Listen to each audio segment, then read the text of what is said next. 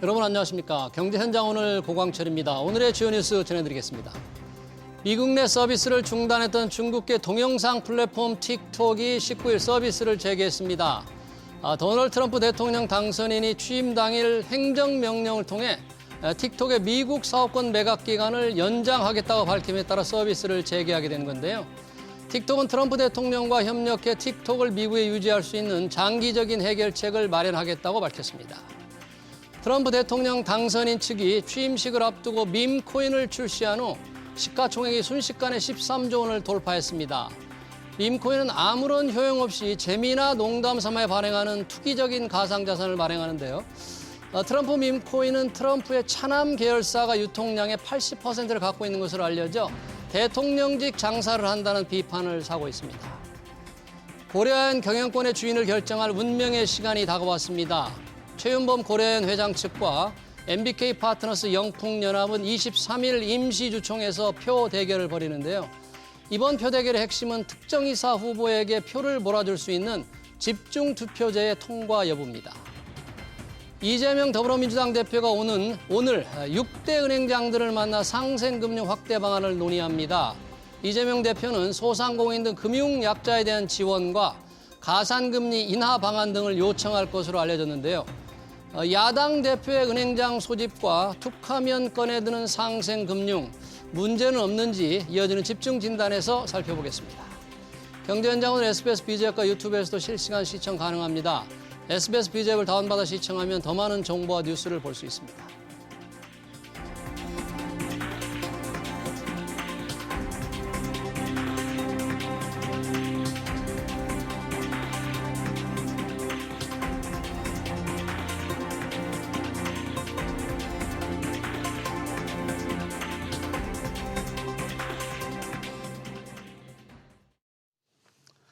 네, 국내 은행들은 이자 놀이로 쉽게 돈을 번다는 지적을 자주 듣습니다. 은행권 평균 연봉도 1억 원을 넘어 시선도 곱지 않죠. 그래서 경제가 어려우면 소상공인들의 이자라도 깎아주라고 정치권이 압박을 하곤 합니다. 이번엔 이재명 야당 대표가 전면에 나섰습니다. 이재명 대표의 은행장 소집 어떻게 봐야 할까요? 두 분과 토론합니다. 신세돈 숙명여대 경제학부 명예교수, 주현수 한국금융연수원 교수 나오셨습니다. 어서 오십시오. 네, 반갑습니다. 네, 이재명 대표가 6개 은행장, 시중은행 5개와 IBK 기업은행을 불렀습니다. 한 자리에 앉혀놓고 상생금융 확대 방안을 논의한다는데 야당 대표의 은행장 소집 우선 포괄적으로 어떤 내용과 어떻게 얘기하는지 앞서서 조금 평가를 한번 들어보고 싶습니다. 어떻게 보시는지. 신세동 교수님. 네. 야당 대표 은행장들을 한 자리에 불렀습니다. 어떻게 보십니까? 야당 대표가 은행 대표를 만났다는 점에서는 이런 적이 별로 없었던 것 같아요. 이런 적이 별로 없었다. 네, 별로 없었고 그 전에 뭐 대통령이나 그 금융기관, 그 금융정책 하는 분들이 주로 여러 번 이제 네. 은행을 옥죄죠. 예. 가장 최근에는 23년 재작년 11월 달에 대통령께서 비상경제 회의를 하면서 예. 아주 뭐 좀 심한 말로 돈 잔치한다 은행은. 네. 그다음에 뭐 우리가 은행의 종노릇하냐. 2023년 그렇죠. 네, 11월 달에 그랬거든요. 근데 그런 것도 사실은 적절치가 않은데 예. 그 야당 대표가 한 것은 저는 이게 필요한가? 필요하지 않은 거다. 왜? 대통령이 그 압박을 해도 실질적으로 큰 혜택이 안 나왔는데 야당 대표가 부른다고 해서 뭐 부르면 안 갈 수야 없을지 몰라도 그렇죠. 또 늦은 안 갈 수도 있다고 생각합니다. 뭐 중요한 일이 있어서 못 간다고 할 수도 있을 것 네, 같은데 그럴 만한 은행장 국내에는 없습니다. 네, 그렇죠. 네. 그래서 그런 면에서는 저는 불필요하고 네. 그다음에 그게 배경이 된 게 은행들이 돈을 너무 많이 번다. 그건 우리가 이제 진짜 많이 버는지 조금 글쎄, 이따 얘기하시면. 그렇죠. 네. 어쨌든 저는 불필요한 것 같고 불필요하다. 이런 적이 없었다. 별로 효과가 실효성이 없을 실효성이 것이다. 없을 것 같다. 우리 주현수 교수님은 어떻게 보세요? 일단 야당 대표의 은행장 소집 효과가 없을 것 같다, 뭐 실효성도 없을 것 같다 이렇게 좀 논평을 하셨는데. 예. 일단 타이밍상으로 이제 정치적인 이슈가 있었으니까 그 부분에 대해서 이제 이것이 옳은 일이냐 옳지 않은 일이냐 아니면 적절한 일이냐에 대한 이야기는 나올 수가 있을 것 같습니다. 하지만 저는 조금 다른 방향으로 생각을 해보면 그 한 당에 이제 그 많은 의석을 가지고 있는 어떤 당의 대표가 은행장들을 만나는 게 이슈가 되는 것 자체가 사실은 조금 이상하다라고 생각을 합니다. 아까 교수님께서 말씀하셨지만 실제로 한국 경제에서는 그 야당의 대표가 은행장들을 불러가지고 같이 만나고 저는 부른다는 표현도 조금 이상하다고 생각을 합니다만 그런 일이 별로 없었죠. 이게 어떤 정치적인 이슈로 보면 그게 그 압박감을 받는다라는 이야기가 되지 않습니까? 근데 그렇게 생각하기보다는 그 어떤 국회에서 그 의견 수렴을 하는 과정에서 당 대표가 은행장들과 같이 만나가지고 회의를 하고 거기에서 어떤 큰 그림을 그린다라는 거는 굉장히 이상하지 않은 어떻게 보면 자연스러운 모임일 수 있다라는 거죠.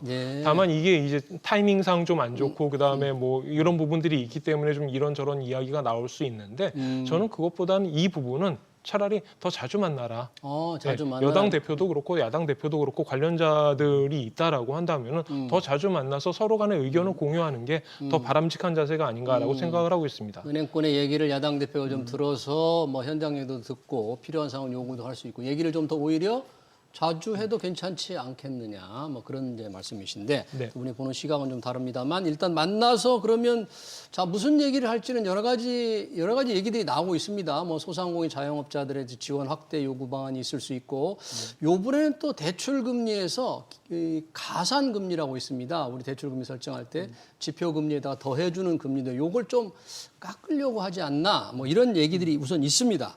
자 그런 상황에서 지금 탄핵 정부 여파로 굉장히 자영업자들 어려우니까 조금 은행들이 좀 더 지원을 늘리면 어떻겠느냐 이런 요구를 지금 야당이 하고 있기 때문에 그 필요성, 은행권의 상생금융 확대 좀 필요하다 이런 지적도 있는데 혹시 그 부분? 아까 뭐 야당 대표 아니라 뭐 누구라도 금융기관 대표를 만날 수 있다. 만날 수 있다. 만날 수 있죠. 근데 뭔 이야기를 하느냐에 따라서 다른 거죠. 무슨 얘기를 하는가. 무슨 얘기를 할까. 이번에 만나면 분명히 그 이야기 할 거거든요. 너가 금리 너무 높다. 금리 높다. 낮춰라. 낮춰라. 그런 이야기 할 거 아니에요? 네, 뭐 그런 부분이라고 하면 저는 매우 부적절하다 그런 이야기죠. 그래서 왜 그러냐면은 가산금리를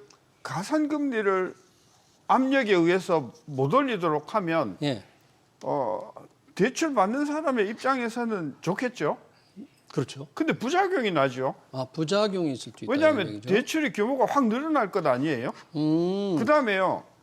그렇게 가산금리를 낮춰서 금융기관의 수익 상태가 안 좋아지면 은행들이 가만히 있냐고요. 예금금리 분명히 안 올려줄 거거든요. 더 낮추거나. 그러니까 한쪽에서 대출금리를 낮춰라라고 압력을 주면 은행에서는 반드시 반대로 다른 금리를 예금금리를 낮출 거란 말입니다. 그러니까 결국은 뭐냐면 무슨 이야기가 되냐 하면은 대출 받는 사람들에게 혜택을 주기 위해서 예금하는 사람에게 피해를 주는 이런 이야기가 나올 거란 말이죠. 그게 아니라고 하면 은행 직원들 급여를 깎아라. 그런 압력이 되지 않겠어요? 그래서 금융기관, 뭐 우리나라가 지금 뭐 이렇게 관치금융이 뭐 어제 오늘의 일은 아닙니다만은 그동안은 정권을 잡은 행정부가 관치를 했다고 하면 이제는 의석수를 바탕으로 해가지고 최대 야당마저도 이렇게 관치를 해버리면 저는 이것이 한국의 금융산업 발전에 저는 매우 부적절하다. 저는 그런 관점에서 길게 보면 물론 뭐 충분히 이해는 돼요. 그렇게 함으로써 정치적으로 득점을 하고 뭐 그런 의도가 깔린 것은 제가 이해는 되나 이게 금융산업을 제가 40년 지켜보면서 그동안은 집권 여당이 그렇게 금융산업을 이렇게 압박을 해가지고 못 살게 굴더니 이제는 야당마저 그래버리면 조금 있으면 예를 들면 뭐 노조도 뭐 거둘 것이고 정치적인 세력이 있는 사람이 다 거두지 않겠습니까? 그런 면에서 금융산업에 대한 부당한 저는 개입이다 이렇게 보는 거죠. 개입이다. 일단 야당에서 이재명 대표와 이제 야당의 정무위원들이 은행장과 만나서 가산금리 얘기를 할 것 같다는 우리가 그런 기본 전제를 깔고 지금 말씀하시는 건데 그렇게 금리를 낮춰라고 할 경우에 부작용이 생긴다. 그러면 예금 금리도 오르지 않을 것이고 다른 부분에서 문제가 생기지 않겠느냐.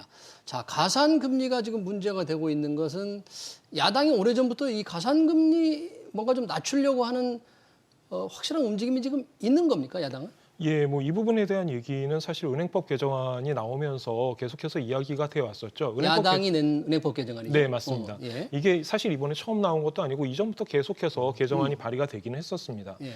이번 같은 경우에는 이제 가상금리가 이슈가 된 게 가상금리 산정을 할 때 여기에다 이제 어떤 것들을 우리가 포함을 시켜가지고 그 다음에 이 가상금리를 결정을 하느냐라는 부분이 있는데 뭐 포함됩니까? 이거를 이제 법으로 결정을 하겠다라는 거죠. 그래서 이번 은행법 개정 작업에는 어떻게 돼 있냐 하면은 예. 지급준비금이나 아니면은 예금자 보험법에 대한 보험료, 그 다음에 각종 그 금융진흥원들이 있는데 여기에 들어가는 출연료 예. 이런 부분에 대한 것들이 가상금리 산정에 들어가면 안 된다라고 이야기를 하는 겁니다. 아, 그걸 가상금리 산정할 때 넣지 마라. 그렇게 안 넣으면 가상금리가 좀 떨어진다 그런 얘기죠? 예, 그렇게 되겠죠. 오. 아무래도 이 부분에 이제 절대적인 규모가 조금 있다라고 생각이 든다면 이 부분은 틀림없이 가산 금리를 결정하는 데 있어서 뭐 예를 들어 가산 금리를 낮추는 효과를 발휘할 수도 있겠죠. 예. 저는 이런 식으로 말씀을 드리고 싶어요. 예. 이런 사실 우리가 사회에서 생활을 하면서 어떤 그 규칙이 있는 거죠. 그걸 우리가 뭐 그냥 간단하게 이야기하면 법 체계라고 이야기를 할 수 있는데 이번에 야당에서 이야기를 하는 거는 이 법 체계에서 룰을 결정하겠다라는 거죠. 새로운 룰을 만들겠다는 거죠. 자기. 예. 그렇다라고 한다면 이 룰이 적절한지 적절하지 않은지 이 부분에 대해서 서로 간의 의견을 교환할 필요는 있고 물론 이제 의도가 있고 그 의도가 이제 옳은 거냐 옳지 않은 것이냐 그다음에 교수님 말씀하신 대로 이게 시장에서의 가격 메커니즘을 왜곡하는 효과가 있다 틀림없이 그렇기 때문에 이게 누군가의 부를 다른 사람에게 이전시키는 효과가 틀림없이 존재를 합니다. 예. 그렇다면 이런 식으로 룰을 정하는 것이 바람직한 것이냐 아니면 다른 방법을 생각해 봐야 되는 것이냐 예. 이런 부분이 조금 더 그 철두철미하게 검토가 되고 서로 간의 논의가 돼야 된다라는 점에서 뭐 그런 부분을 좀 생각해야 되지 않나라고 생각합니다. 예. 이미 야당 주도로 은행법 개정안을 발의를 했는데 그 안에 들어가 있는 가산금리 기준 중에서 예금보험료, 출연료, 지급준비금에 관련된 거는 가산금리 산정하지 마라, 넣지 마라. 그래서 가산금리를 떨어뜨리겠다는 게 이게 과연 적정하냐 아니냐. 조금 기술적인 문제가 되겠습니다만 어떻습니까? 야당이 발의한 가산금리 할 때 이런 거 빼서 좀 낮춰라 하는 그 주장. 전제를 합시다. 예? 그렇게 해서 아까 말씀하신 대로 그런데 들어가는 출연금에 의한 뭐 비용 상승으로 인해서 가상금리를 올렸는데 그걸 이제 없애면 네. 뭐 지금 제시된 방법대로 가상금리가 좀 낮아진다고 합시다. 예. 그러면 은행들이 가만히 있겠냐는 것이죠. 은행들이 다른 방법을 쓸 거다. 그렇죠. 저는 그 예금금리가 저는 가장 손쉬운 이익을 보충하는 수단이었다고 생각합니다. 예. 그러네. 따라서 기준금리가 예를 들면 내려가면 대출금리보다도 예금금리가 훨씬 더 빨리 많이 내려갑니다. 보통 그렇죠. 네, 예, 그러니까 그건 뭐냐면 은행들이 상당히 그 자기네들의 이익을 확보하기 위해서 예. 시장을 왜곡해 온 부분이 있다. 근데 그 이유가 뭐냐 하면 저는 은행의 사실상의 독과점 체제를 정부가 그걸 인정해 왔다는 것이죠. 네. 그러니까 좀 더 경쟁 체제를 도입을 해서 쉽게 이야기하면 시중은행을 더 많이 설립을 하도록 해주면 네. 훨씬 더 저는 그 대출 금리도 낮아지고 예금 금리도 올라가고 될 것이다. 근데 그거는 본질적인 대한민국의 은행 산업의 고질적인 병폐는 그대로 놔두고 이 0.1, 0.2 이걸 가지고 가상금리를 가지고 왈가왈부한다는 것 자체가 저는 그 근본적인 문제를 건드리지 않는 것이다. 예. 그런 차원에서 저는 좀 더 시장 기능이 작동할 수 있도록 경쟁을 좀 더 강화하는 것. 경쟁을 강화하라. 지금 신서동 교수님 말씀에 뭐 가상금리 조금 내리는 거 은행들이 다 변칙으로 다 보상할 테니까 의미 없다. 경쟁을 강화하라는 얘기인데 뭐 나름 우리 정부가 가만히 있는 건 아니었죠. 온라인 은행을 인터넷 전문은행을 한두 개 더 허용하면서 경쟁을 유도했는데 뭐 결과는 경쟁이 그렇게 더 강화됐다 이렇게 평가하기도 조금 그 부분 좀 한번 잠깐만 더 얘기해 볼까요? 경쟁이 더 좋아졌다. 은행을 더 만들게 해도 뭐 오프라인 실제 은행을 더 만들어주는 게 굉장히 어렵잖아요. 만들기도 좀 현실적으로도 어려운 면도 있는 것 같아요. 쉽지 않은 부분이 있는 거죠. 지금 저는 교수님 말씀에 동의하는 부분이 있습니다. 경쟁을 강화해야 된다. 틀림없이 좋은 이야기이고 맞는 이야기입니다. 그리고 이쪽으로 노력을 안 했느냐 하면 그거는 아닌 것 같아요. 예를 들어 조금 전에 말씀하신 것처럼 뭐 K뱅크라든가 아니면 이런 쪽에 인터넷 뱅킹들이 생기기도 했고 그다음에 오프라인 뱅킹 쪽을 생각해 봤을 때 결국 이게 저축은행의 형태로 나타나서 이런 부분에서 이제 조금 다른 시장을 보고는 있습니다만 이런 식으로 해서 어느 정도 경쟁을 일으키려는 노력도 있었던 거는 사실이죠. 하지만 우리가 보기에 이제 교수님께서 말씀하시는 것처럼 충분히 경쟁력을 갖추고 있느냐라는 측면에서 본다면 아직까지도 이 부분은 좀 미흡하다. 그렇다라고 한다면 우리가 이거를 뭐 예를 들어서 그냥 이거는 순수한 사례입니다. 그러면 우리가 저축은행을 조금 더 해가지고 이거를 더 키워가지고 M&A를 시켜가지고 경쟁을 할 수 있는 규모를 만드는 게 바람직할까? 아니면은 다른 방향을 생각해야 되는 걸까? 이런 부분에 대한 논의도 조금 있어야 되겠죠. 그리고 전체적으로 봤을 때 지금 이러한 식의 어떤 행정 편의주의적인 그 금리를 결정하는 자로서의 역할은 점점 더 줄여야 되는 거는 저는 교수님 의견이 맞다라고 생각을 하고 있습니다. 지금 이제 야당 대표가 은행장들을 소집하니까 뉴스에 스포트라이트를 봤는데 사실 은행장들 아까 말씀하셨듯이 신태성 교수님이 말씀을 해주셨지만 은행권을 때리기 시작한 거는 윤석열 대통령입니다. 2022년 취임한 후 곧바로 이런 얘기를 했어요. 은행들이 손쉬운 이자 장사를 하고 있다. 그러면서 말씀하신 2023년이 되면서 이제 상생 금융 압박이 시작이 됐는데 그런 입장이라면 야당 대표가 만나서 은행권에 지금 이런 어떤 상생 금융 압박을 하는 것도 정부와 여당도 그렇게 뭐 반대하기는 어려울 수도 있지 않나 이런 생각도 드네요. 그러니까 자기네들이 그렇게 쭉 해왔고요. 한두 번이 아니에요. 한두 번이 아니다. 네. 문제만 생기고 특히 자영업자 소상공인의 채무 부담이 커지면 이제 늘 나오던 이야기인데 그 상생 금융에 대한 어떤 그 자구 계획을 내놔라 해가지고 모든 은행들이 막 눈치 보면서 내놨거든요. 근데 그 규모가 얼마인 줄 아십니까? 1,000억이에요. 한 은행당. 한 은행당 1,000억? 훨씬 많았을 텐데 상생금융 규모가. 그러니까 소비자 자영업자 30만에 대해서 1,000억이니까 이게 하나 은행의 경우인데 인당 30만 원이거든요. 그러니까 결국은 찔러서 뭔가 어마어마하게 대통령이 하는 것 같이 쇼는 했지만 실질적인 효과는 저는 없었다는 거예요. 실질 효과 없었다. 그러니까 대통령이 압박을 해서 하나은행이 1,000억, 신한은행이 1,050억인데 그 뭐 야당 대표가 가서 푸시를 한다고 하면 뭐 1조를 내놓겠어요, 은행들이? 기껏 해봐야 눈치빨로 뭐 몇백억 정도일 텐데 그걸 가지고 국민들은 뭔가 참 야당 대표가 엄청난 일을 했구나 이렇게 해석할지 몰라도 금융을 보는 사람 입장에서는 이거 진짜 이거 하는 신용만 내는 것이지 실질적으로 소비자 자영업자들한테 아무 도움이 안 되는 거란 말이죠. 이제 이런 것 좀 고만하고 좀 더 경쟁을 키우는 게 아까 이제 경쟁을 좀 더 강화해야 된다고 하니까 이제 저축은행 말씀하셨는데 저는 그런 차원이 아니고 시중은행을 하나 내지 두 개를 더 만들자는 것이죠. 더 만들자? 저축은행은 이미 때가 많이 묻었어요. 그리고 그 사람들이 그동안에 그 어떤 경쟁력 없는 그런 관행을 해왔기 때문에 이미지도 별로 안 좋아서 저는 저축은행이 새로 만들어졌다고 하면 저는 거기다 예금을 안 할 것 같아요. 그러니까 하나은행이나 KB은행이나 즉 대한민국의 5대 6대 시중은행의 버금가는 큰 은행을 하나 만들자. 만들어서 될 수 있으면 정부가 개입하지 않고 자율 경영을 하게 하면 저는 상당히 큰 어떤 그런 시장 경쟁 효과로 인해서 있을 것이다. 자연스럽게. 근데 그걸 왜 여태껏 못하냐 하면은 저는 소위 관치가 그거를 저는 허용을 안 해왔다고 생각합니다. 정부가. 그러니까 우리나라 5대 시중은행이 경쟁자가 생기는 거 싫어하는 거예요. 기본적으로. 왜? 밥그릇이 쪼그라드니까. 그래서 이런 거를 큰 것을 하는데 저는 우리 야당 대표께서 나가서 이야기하시면은 저는 박수 치고 제가 지지를 하겠지만은 얼마 되지도 않는 그 1인당 몇십만 원 꼴에 도움이 될지 말지 한 걸 가지고 한다고 이렇게 불러싸면은 저는 그러네요. 은행을 큰 은행 하나 세우자. 뭐 지금 정부 방침과는 조금 정부는 지금 인터넷 은행을 좀 세워서 뭔가 매기 역할을 좀 했으면 바라고 있는데 그에 대한 평가가 좀 다르기 때문에 은행을 세우는 문제와도 뭐 간접적으로 관련이 있겠습니다만, 그리고 야당과 정부가 이렇게 은행을 압박하는 문제도 다들 은행이 좀 이자 이익을 많이 낸다, 이자 수익이 좀 과도하다, 자영업자들이 어려울 때도 은행은 돈을 많이 번다, 은행의 수익이 너무 많지 않느냐, 이런 어떤 판단에 따라서 좀 주장이 나오는데, 우리나라 은행들 정말 이익 많이 나는 겁니까?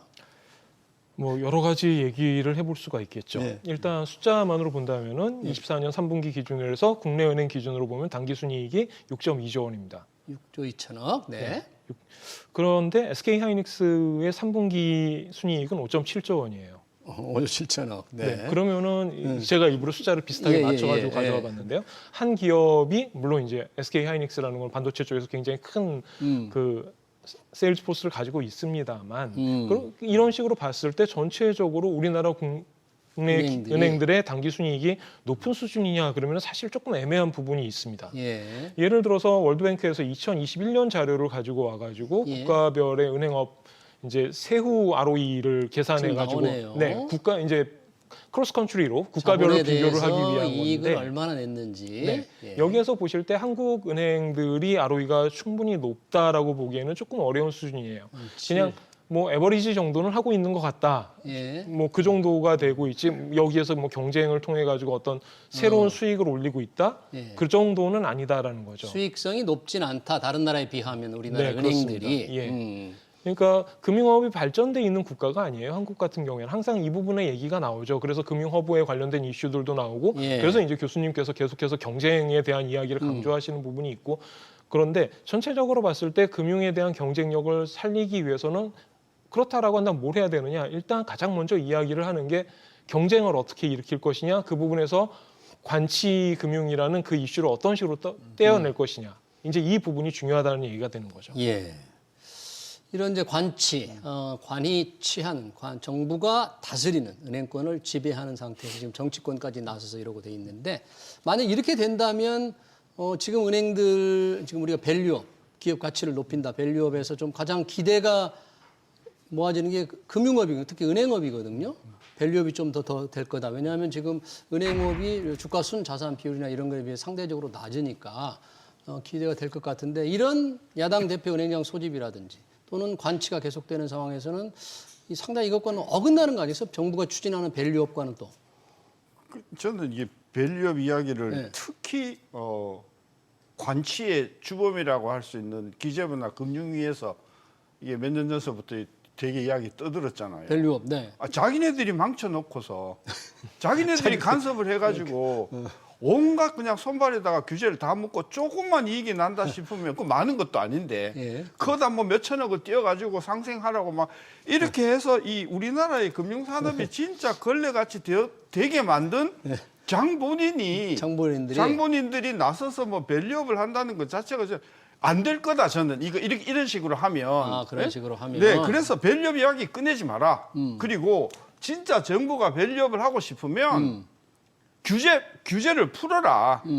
그리고 더 이상 금융권의 인사에 개입하지 말고 진짜 능력 있는 사람들이 스스로 자체 내서 네. 금융기관의 수장이 되는 그런 체제만 정착을 시켜 놓아도 네. 우리나라 금융기관은 능력과 수익에 따라서 가치가 올라가는구나. 그런 시스템이구나. 그러면 저절로 올라가는 거 아니겠어요? 네. 곳곳에서 금융기관 인사에 관여를 하고 곳곳에서 요즘 금융기관 인사 직접 가입 안 할 것 같은데요? 안 하는 것 같지만은 네, 또 하고 있어요. 다 알고 있는 그래요?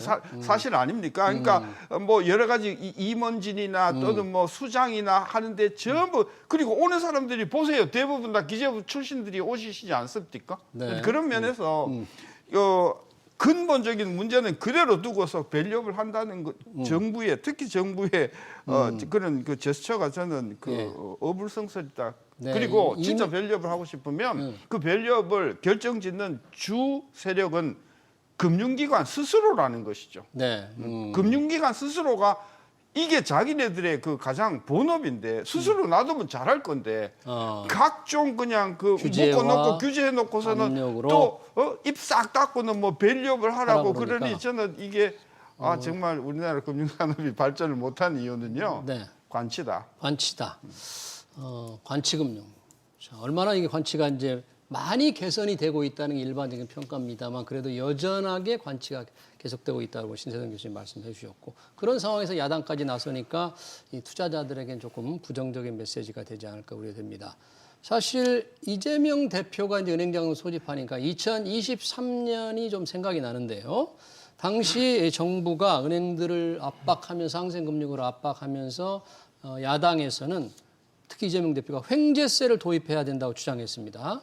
당시 횡재세가 석유 회사들의 좀 얘기가 되고 있을 당시였어요. 근데 은행에도 횡재세를 도입해야 된다고 했는데 이 부분은 지금은 조금 유야무야 됐습니다만 어떻게 보십니까? 당시 야당이 주장한 횡재세. 일단 지금 설명해 주신 거와 마찬가지로 횡재세라는 개념은 외부적인 요인에 의해서 가격이 급등한다라든가 이런 부분에 의해서 비정상적인 수익이 발생하게 되면 그 일부를 세금으로 걷어들이겠다라는 개념입니다. 예. 그래서 예를 들어서 러시아 우크라이나 전쟁이 발생해가지고 유가가 급격하게 올라갔다. 그래서 석유 회사들이 많은 수익을 냈다라고 한다면 그 중에 일부분을 일회성 세금으로 아니면은 뭐 여러 번에 걸쳐서 그런 식으로 세금을 징수하겠다라는 개념인 거죠. 예. 일단 한 가지만 말씀드리겠습니다. 횡재세에 대해서 찬성할 수도 있고 반대할 수도 있어요. 저는 다만 한 가지는 지적하고 싶은 게 얘는 세금이다. 라는 점입니다.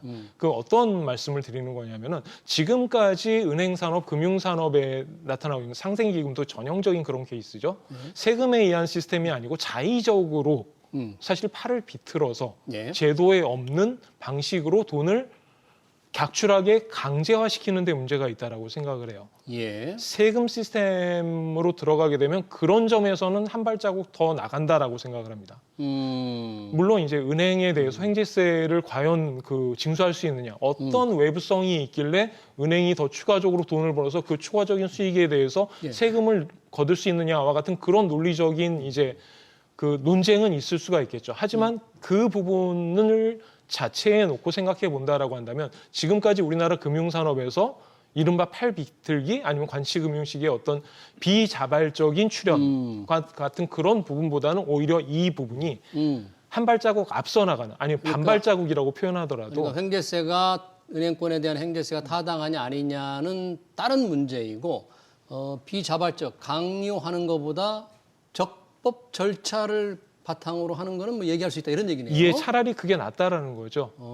그러네요. 지금은 뭐 횡재세를 얘기하는 것 같지는 않아요. 지금은 이제 횡재세는 꺼내는 것 같지는 않고요. 가산금리라든지 상생금융 압박 이걸 얘기하는 것 같습니다.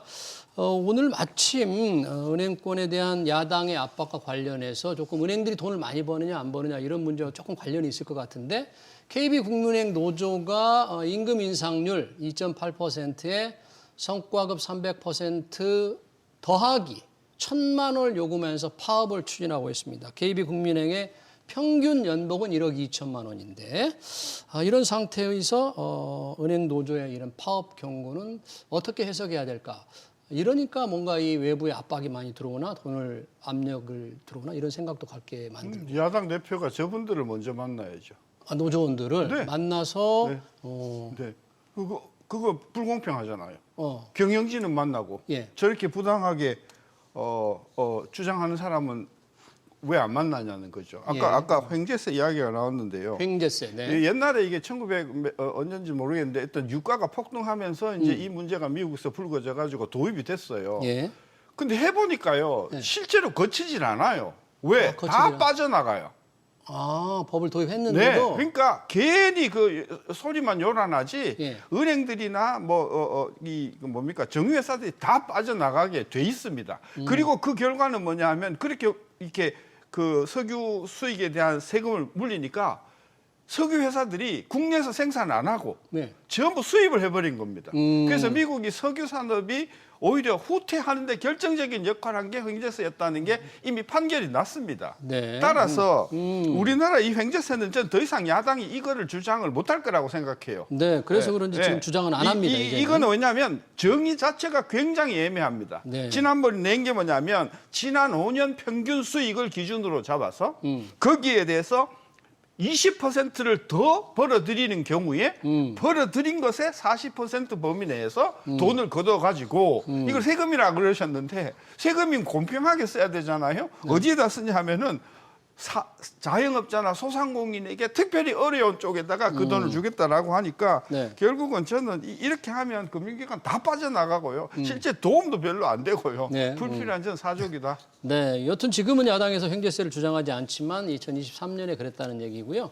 마지막으로 주현수 교수님께 그러면 지금 은행장들 야당 대표와 만나서 뭔가 상생금융 얘기가 나오고 은행들은 돈을 많이 번다는 지적도 있는데 뭔가 좋은 해결책은 없을까요? 이런 상황에서 어떻게 했으면? 그 사실 지금과 같은 상황에서 무슨 좋은 해결책이라는 거는 사실 찾기 힘들 겁니다. 다만 네. 제가 다시 한번 강조합니다만 차라리 자주 만나서 차라리 어떤 자주 컨센서스를 만들든 아니면 서로 간의 차이점을 확인을 하던 그 자리에서 어떤 결론을 내리고 그 다음에 다음 걸음이 무엇이 될지를 서로 간에 상의하고 그 다음에 룰에 따라서 규칙에 따라서 만약에 많은 사람들이 그 규칙을 원한다라고 한다면은 은행 업권에서는 물론 우리의 이익에 도움이 되지 않을 거다라고 하더라도 억지로 따라가는데 전혀 문제가 없을 거예요. 네. 하지만 지금까지는 그런 부분이 아니었으니까 그 룰을 만들 때 서로 간에 좀 토론을 많이 하고 그런 자리를 훨씬 더 많이 만드는 게 오히려 더 중요한 시점이다라고 생각을 합니다. 네, 잘 알겠습니다. 야당 대표의 은행장 소집 관련 토론 여기서 마치겠습니다. 지금까지 신세동 숙명여대 경제학부 명예교수 주현수 한국금융연수원 교수였습니다. 고맙습니다.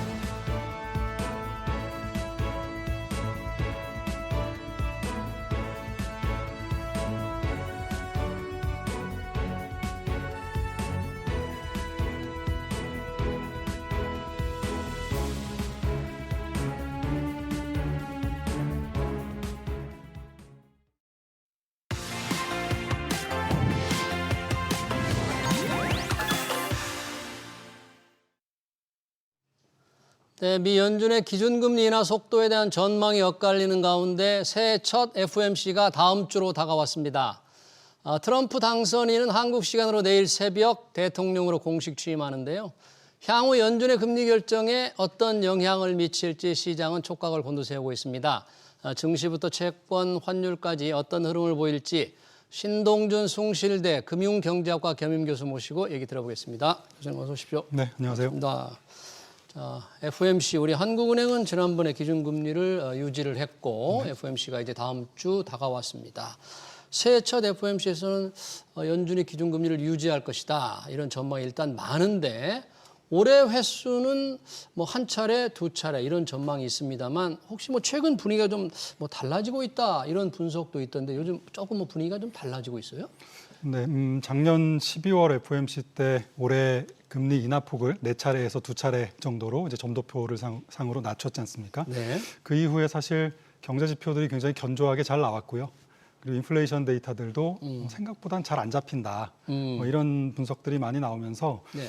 기본적으로 기준금리 인하에 대한 이 기대가 많이 좀 후퇴한 것은 사실입니다. 예. 일주일 전에 고용 지표가 서프라이즈가 나면서 사실 그때만 해도 올해 금리 인하 사이클은 끝났다. 없을 것이다. 네, 그런 정도로 반영이 시장에 되었다가 네. 지난주 후반에 그 소비자 물가 데이터가 발표가 됐잖아요. 예. 지난 후반에 발표된 이제 근원 CPI라고 해서 식료품하고 에너지 가격을 뺀 변동성이 큰 항목들을 뺀 근원 인플레이션 데이터가 예. 생각보다 우려했던 것보다는 괜찮게 나왔다. 좀 진정세를 보였다. 특히 그동안 가장 미국에서 항목이 컸던 주거비가 물가가 많이 올랐었는데요. 예. 주거비 항목이 좀 진정이 되는 그림이 보이면서 다시 이제 한숨을 좀 돌리고 금리 인하에 대한 기대가 좀 살아나는 그런 분위기입니다. 네. 현재는 연 2번, 뭐 상반기 한 번, 뭐 하반기 한 번 정도로 지금 살아나 있는 상황인데요. 예. 재밌는 것은 지난 주말에 네. 주말에 크리스토퍼 월런이라는 연준 이사가 예. 상반기에 금리 인하를 거의 확신하는 아주 이례적인 강한 어조의 연설을 했어요. 연준 원로 이사가 네네. 네. 그래서 이분이 뭐 백그라운드도 그렇고 2020년도에 트럼프 대통령이 임명해서 들어오신 분이기도 하고 경제적으로도 뭐 훌륭한 학자이시기 때문에 지금 시장에서 받아들이기에는 거의 연준의 2인자 혹은 수석 이코노미스트의 역할은 없지만 그런 역할을 하고 있는 게 아닌가. 혹은 뭐 섀도우 뭐 연준 의장 이런 얘기도 했었잖아요. 다음 연준 의장 가능성. 뭐 그런 얘기까지도 나올 정도인데 네. 뭐 이분이 올해 상반기에도 지금의 인플레이션이 좀 진정되는 속도라면 나는 확신하는데 뭐 올해 상반기에도 금리 인하 가능하다. 3월이라고 왜 안 되겠느냐. 뭐 이런 정도 표현도 있었고 그러네요. 중립 금리를 감안하면 올해 3차례에서 4차례 정도도 인하가 가능하다. 사람들이 생각하는 것보다는 좀 더 빠른 속도로 인플레이션은 2%에 좀 안정될 것이다. 뭐 이런 네. 이야기들을 뭐 굉장히 강하게 예. 좀 쏟아냈었습니다. 그래서 이런 얘기들 때문인지 어쨌든 올해 상반기, 하반기에서 한 2번 정도 지금은 금리 인하에 대한 기대가 현재 시장에는 반영이 되어 있는 상태고요. 예. 사실 뭐 결론적으로 말씀드리면 성장과 인플레이션에 대한 미국 경제가 전망이 지난 주말에 또 IMF가 세계 경제 전망을 발표했는데 예. 미국 경제의 성장률 전망이 올해가 2.7%입니다. 2.7%나. 무려 2.2에서 2.7로 0.5%포인트나 높여 잡았어요. 오, 예. 네, 그래서 2.7%고 연준의 전망대로라면 올해 물가는 미국 2.5%거든요. 예. 근원 물가든 실제 물가든. 그래서 합치면 벌써 두 개만 합쳐도 5%가 넘잖아요. 네. 예, 그리고 물가 안정 목표인 2% 그리고 미국 경제의 잠재 성장률이라고 얘기할 수 있는 1.8%를 네. 다 훨씬 넘습니다. 내년 전망도 마찬가지예요. 그래서 이 밑으로 전망들이 내려가지 않기 때문에 잠재 성장률과 목표 물가 밑으로 전망이 당장 올해 내년 내후년까지도 내려가는 전망은 거의 없거든요. 예. 그런 상태에서 중립금리 수준인 뭐 3.5에서 4% 이하로 연준이 기준금리를 내리는 것이 과연 맞는가? 네, 그렇지 않겠죠. 그래서 지금 현실적으로 남아있는 금리 인하 횟수가 지금 4.25에서 뭐 4.5% 정도 되니까 예. 현실적으로는 한 차례에서 한 세 차례, 네. 한 뭐 75bp 정도, 가장 뭐 최대한 네. 75bp 정도가 금리 인하가 남아 있는 게 아닌가 싶습니다. 물론 저희가 혹은 뭐 시장에서 예상하는 것과 다르게 경제가 빠르게 침체에 빠지거나 물가가 2% 밑으로 훅 내려가거나 한다면 달라지겠지만 현재는 어쨌든 내년 내후년까지 전망 안에는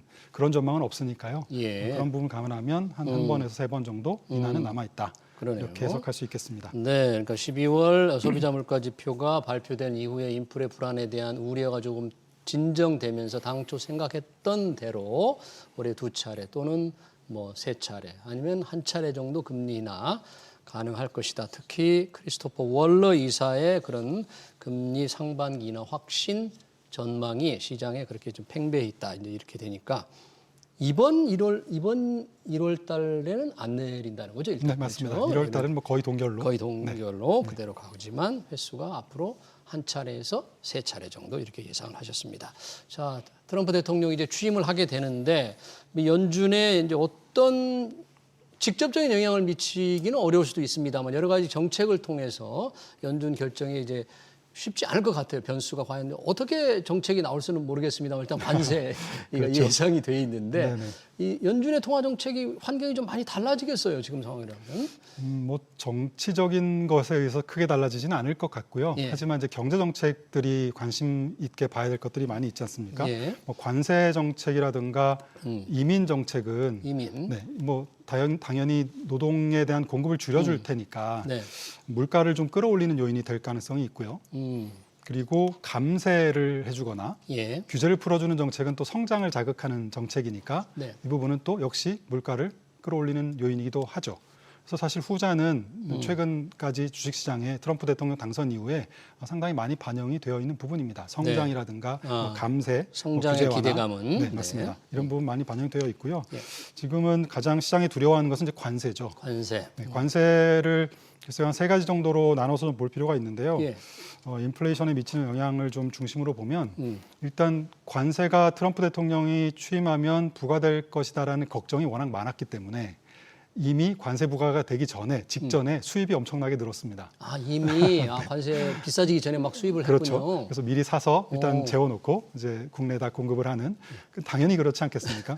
그다음에 또 하나는 전기차에 대한 보조금을 폐지한다고 하다 보니까 예. 또 전기차에 대한 수요가 최근에 많이 늘었었어요. 전기차 판매가 많이 늘었다. 맞습니다. 미리. 이제 이런 수요들은 최근에 경제 지표가 좀 뜨거운 것 그리고 인플레이션 데이터가 올라오는 것들을 좀 설명해 줄 수 있는 요인이 그러네요. 될 것 같아요. 사전에 관세 매기기 전에 벌써 네. 그 보조금 지출이기 전에 움직였다 그런 얘기네요. 네, 그래서 단기적으로는 아마 이런 요인들이 조금 정상적으로 돌아가면 당장은 조금 진정될 관세 때문에 뭔가 크게 경제 지표가 나빠지거나 물가가 오르거나 할 가능성은 좀 작다 이런 생각이 들고요. 예. 두 번째는 이제 중기적으로 좀 살펴볼 필요가 있는데요. 예. 중요한 것은 이제 보편 관세인데 모든 나라의 나라의 모든 수입품에 10에서 20%의 관세를 부과한다는 것 아니겠습니까? 네. 근데 이거는 그동안 트럼프의 핵심 참모들이 다양한 인터뷰를 통해서 혹은 뭐 여러 가지 글을 통해서 발표한 것들을 보면 일시적으로 한 번에 다 반영될 가능성은 좀 낮지 않겠는가라는 기대를 좀 하고 있어요. 예를 들어서 가장 최근에 많이 나오는 얘기가 이거는 관세는 협상용일 수 있다. 혹은 특정 수입 품목에 대해서 그러니까 특정 수입 품목이라면 미국이 주도권 회복을 원하는 품목들 예를 들면 첫 번째 방위 산업의 공급망에 영향을 주는 뭐 철강, 알미늄, 뭐 구리 이런 것들에 대해서 조금 관세를 먼저 먹이지 매긴다. 않겠느냐. 특정 품목 위주로 그렇죠. 먼저 매긴다 이거죠. 그다음 두 번째는 의료용품에 대해서 뭐 주사기, 의약품 이런 것들이고요. 세 번째는 에너지 생산과 관련된 뭐 배터리, 히토류, 태양광 패널 이런 것들에 대해서 먼저 좀 강하게 추진을 하지 이게 너무 보편적으로 모든 나라에게 그 관세를 부과하는 것은 임기 초반에 경제 지표에 상당한 부담을 줄 수 있지 않겠는가라는 것들이 이제 그 경제 참모들의 예. 중심된 이야기들인데요. 물론 트럼프 대통령은 즉시 가짜 뉴스다라고 반박은 했지만 예. 이것들이 역시 다양한 협상 전술의 일환이 아닌가라는 생각은 듭니다. 네, 그래서 그렇군요. 보편 관세보다는 특정 품목에 네. 매길 가능성이 있다는 게 참모들의 생각인데 맞습니다. 트럼프가 과연 그대로 할지 안 할지 좀 네, 지켜봐야 그래서 될 것 같고요. 인플레이션에 대한 관세에 대한 인플레이션 충격은 조금 분산돼서 시차를 두고 반영될 가능성이 있다라는 거고요. 예. 마지막으로 세 번째는 이제 관세뿐만 아니라 인플레이션 전반적으로 과연 연준의 통화 정책을 제약할 만큼 물가가 더 많이 오를 수 있겠는가라는 이야기인데요. 예. 사실 구조적인 인플레이션 요인들은 굉장히 이렇게 깔려 있고 쌓여가고 있는 중입니다. 예를 들어서 지금 공급망 재편이라든가 미국의 재산업화, 미국의 공장 짓는 것들 있잖아요. 다시 미국으로 들어오는 거. 네, 그러다 보면 당연히 투자 수요가 늘고 그렇죠. 그리고 미국의 인건비라든가 이런 것도 좀 비싸잖아요. 예. 네, 그런 부분에 의해서 물가가 자연스럽게 올라가는 부분이 있습니다. 또 하나는 이게 팬데믹 이후에 팬데믹을 거치면서 극복해내가는 과정에서 네. 복지 정책이라든가 이런 것들을 굉장히 많이 했는데 이 부분들을 거둬들일 가능성은 좀 작지 않습니까? 경제는 복지 좋아졌지만 정책은, 네. 복지 정책을 줄이거나 후퇴할 수 있는 원상복귀시키기가 쉽지 않을 거다. 그럴 가능성은 작기 때문에 역시 그 부분에서도 물가 수준 자체가 좀 높아져 있을 것이다. 그다음 마지막으로는 그 베이비 부머 세대들이 이제 은퇴를 하기 시작했습니다. 네. 그동안은 베이비부머 세대들이 저축하고 생산하던 분들이 생산과 저축을 멈추고 이제 돈을 빼서 쓰기 시작하고 있거든요. 네. 그래서 중장기적으로 보면 10년, 20년을 거쳐서 보면 인플레이션을 좀 쌓는 요인들이 되겠죠. 예. 그래서 이런 부분들이 중장기적으로 연준의 인플레이션에 대한 역시 그 의지를 좀 강화시킬 수 있는 요인들이고요. 예. 한편으로는 인플레이션을 낮춰줄 수 있는 또 중요한 요인들이 뭐냐면 뭐가 있어요? 낮출 수 있는 요인도? 제일 네. 중요한 것이 AI죠. 인공지능. AI가 확산이 되게 되면 그동안 이제 예를 들어서 예전에 우리 가전제품들이 물리적인 사람의 노동 시간을 줄여주면서 생산성을 끌어올려줬잖아요. 예. 그것처럼 이제 AI의 경우에는 사람들의 인지 노동을 줄여주면서 또 생산성을 끌어올릴 것이라는 기대가 굉장히 높습니다. 네. 그래서 뭐 당장은 시간이 조금 걸리겠지만 한 2, 3년만 지나도 AI에 의해서 여러 가지 생산성이 올라가면 당연히 인플레이션이 좀 낮아지는 예. 그런 요인들이 있을 테니까요. 예. 이 두 개의 요인들이 좀 잘 지금 섞여 있기 때문에 연준도 좀 굉장히 고민이 많은 그런 상황이라고 봐야 될 것 같아요. 그러네요. 연준의 이 통화정책 환경 여러 가지 면에서 인플레를 좀 올릴 수 있는 요인도 좀 몇 가지 언급을 해주셨죠. 일단 여러 가지 구조적인 요인도 쌓이고 있고 그리고 특정 품목에 대한 관세 압력 이런 것들이 어떻게 영향을 미칠지 또 인공지능에 의한 비용 감소는 또 인플레 감소 요인이 되니까 그것들이 강도 강하냐 약하냐에 따라서 연준의 이제 통화정책 결정에 영향을 미치겠네요. 좀 지켜봐야 될 것 같습니다. 여튼 연준의 통화정책 속도, 이른바 기준금리나 횟수는 증시에 직접적인 영향을 미칩니다. 특히 이 빅테크들이 그런데 영향을 많이 받는데 예전보다 속도가 일단은 조금 늦어질 거라 그러면 이게 빅테크가 주도해온 미 증시에도 조금 영향을 미치겠죠. 연준의 금리나 속도가. 금리 인하의 속도가 늦춰지는 배경이 예. 지금처럼 경제가 너무 좋아서 예. 고용이 좋아서 수요가 많아서 그 뜨거워진 경제 때문에 인플레이션이 올라가서 경제가 그 금리 인하 속도가 연준이 금리 인하 속도를 빠르게 갈 수 없다면 그 자체는 큰 문제는 아니죠. 경제 워낙 그렇죠. 좋으니까. 경제가 견조하고 물가가 오르면 당연히 기업들 매출이 늘어나니까요. 네. 그래서 그런 면에서는 문제가 크지 않은데요. 이제 문제는 금리 수준 자체가 그러면 이제 높은 수준에서 꽤 오랫동안 유지되지 않겠습니까? 네. 네, 그렇기 때문에 성장주, 과거에 우리가 성장주라고 불렀던 미국 증시의 가장 주도적인 네. 성장주들이 미래 현금 흐름의 가치를 좀 낮춰주니까 좀 부정적인 면이 없잖아 있었습니다. 네. 옛날에는요. 예전에는. 그런데 지금의 우리 성장주 혹은 네. 미국의 가장 지금 시가총액 상위의 대형 기술주들은 워낙 현금 흐름이 좋고 돈을 잘 벌고 있는 기업들이라서 네. 고금리에 어떻게 보면 충격을 더 잘 돌파해낼 수 있는 기업들이기도 하죠. 예. 그래서 최근에 금리 인하 속도가 좀 늦춰진다 하더라도 예, 주가 상승의 속도는 조금 감속될지언정 그래서 큰일 났다라든가 성장주가 크게 문제가 된다거나 이런 얘기들은 많이 안 나오고 있죠. 그러네요. 그런 면들이 과거의 성장주와는 좀 달라진 그런 흐름입니다. 그러니까요. 빅테크 기업들 상당히 돈을 많이 벌고 있기 때문에 높은 수준의 금리가 계속 유지되더라도 예전과 달리 그 영향을 좀 덜 받는다. 그러면 올해도 작년처럼 뭐 미국 증시에서 기술주들이 좀 상승을 주도하겠습니까? 네, 아무래도 뭐 기술주들 하고요. 예. 지금 미국의 성장 산업이라는 것이 기술주 그리고 바이오 헬스케어 산업들, 바이오 헬스. 네, 그리고 아마도 그 전력 인프라를 포함한 네. 에너지 전환과 관련된 이런 업종들, 이런 주식들이 중장기적으로 좀 괜찮을 것 같고요. 네. 미국의 성장 산업이라고 하면 우리가 굳이 업종을 따지자면 IT, 그러니까 테크 업종, 그리고 경기 소비재 업종들 여기에 보면은 아마존과 테슬라가 들어 있습니다. 예. 그리고 커뮤니케이션 서비스라고 해서 구글, 뭐 메타 이런 기업들이 들어 있는 뭐 보통 요 세 가지 정도를 우리가 성장 산업이라고 하는데요. 네. 이들하고 아까 제가 중장기적으로 말씀드렸던 산업들이 바이오 헬스라든 전력 인프라. 네, 요즘 뭐 맞습니다. 전력 인프라 관련돼서 관심이 많은 것 같아요. 우리나라 네. 전력 인프라 업종에서도 굉장히 맞습니다. 주가가 좀 많이 오르고 있더라고요. 맞습니다. 중장기적으로도 저는 뭐 유망해 보입니다. 왜냐하면 지금 AI를 잘 작동시키기 위해서는 전력 인프라는 필수적인 요인들이니까요. 예. 네. 자, 증시 전반적인 얘기를 조금 하셨고요. 자, 지금 우리나라 서학개미들 채권 투자도 굉장히 많이 합니다. 이제 채권 금리가 시장 금리죠. 이제 국채 금리가 좀 떨어지면 채권 값이 올라서 채권을 산 분들 매매 차익을 기대할 수 있는데 지금 국채 금리가 굉장히 높은 수준을 유지하고 있단 말이죠. 그런데 기준 금리가 떨어지는 쪽으로 가긴 가는데 이게 좀 정말 시장금리, 국채금리가 떨어질까, 얼마나 떨어질까에 대한 전망이 좀 엇갈리는 것 같기도 하고요. 네. 그러니까 채권 투자가 하기가 지금 선뜻 들어가야 되냐 조금 망설이는 분들도 많은 것 같아요. 지금 채권 투자 환경을 어떻게 봐야 돼요? 저는 이 부분이 가장 중요한 부분이라고 생각하는데요. 그래요? 네.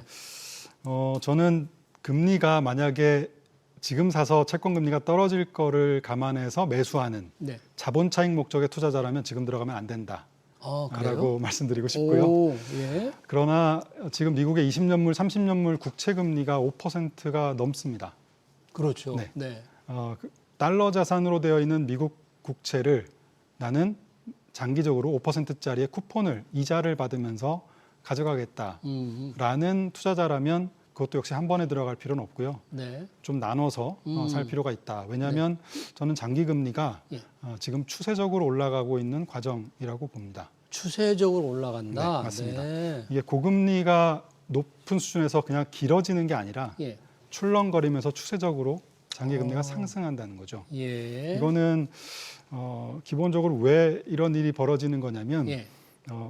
발행이 너무 많습니다. 채권의 발행이 미국의 국채 국채를 발행이 너무 너무 많이 많습니다. 발행하고 그럼 있다. 국채 발행을 왜 많이 하는가를 네. 보면 미국의 경제 규모보다 정부가 너무 많은 돈을 썼어요. 우리가 금융위기 2008년 금융위기 직전만 해도 미국의 경제 규모 대비 그 부채 정부의 부채 비중이 네. 뭐 60%대였습니다. 근데 지금 작년 말 기준으로 보면 120%가 넘었거든요. 예. 이게 경제 규모보다 100%가 넘는 부채를 갖고 있다는 얘기는 네. 경제가 성장할수록 부채는 더 빨리 늘어난다는 얘기잖아요. 이자를 갚아야 되니까요. 그러니까요. 그래서 지금 그게 가장 큰 문제입니다. 음. 이자가 늘어나는 속도가 그리고 제로금리 때 발행했던 채권이 아니라 지금 4%, 5% 수준에서 채권이 발행되고 있기 때문에 네. 이자 부담이 기하급수적으로 늘고 있어서 예. 작년 기준으로 처음으로 전체 미국 정부가 지출하는 이자 비용이 예. 국방비 예산을 넘어섰습니다. 이자 비용이. 작년 기준으로. 네. 그리고 향후의 10년 동안 음. 미국의 재정 적자의 60%가 이자를 갚는 데 쓰여집니다. 어허. 그 정도로 지금은 임계점을 좀 넘어가고 있는 상황이에요. 예. 그러면 정부의 지출을 줄이면 되지 않겠는가라고 음. 생각할 수 있는데 정부의 지출 중에서 60%가 의무 지출이고요. 이거는 예. 줄일 수 없는 거고 음. 이자 비용이 15%, 나머지 줄일 수 있는 재량 지출이 25% 정도 되는데요. 예. 그 25% 중에서도 국방 예산이 또 한 10몇 %가 들어가 있죠. 네. 그래서 정말 줄이기가 쉽지가 않습니다. 알겠습니다. 지금 채권 굉장히 금리 상황이 중요한데 중장기 금리가 조금 올라가는 추세여서 자본 차익을 생각한 투자자는 좀 적절치가 않다. 높은 이자만을 생각한다면 그것도 한꺼번에 들어가는 건 조금 바람직하지 않다는 걸로 결론을 내리고요. 시간 관계상 여기서 마무리를 해야 될 것 같네요. 채권과 주식 관련 얘기, 그러니까 주간 증시 전망 잘 들었습니다. 지금까지 신동준 숭실대 금융경제학과 겸임교수였습니다. 교수님 고맙습니다. 네. 네.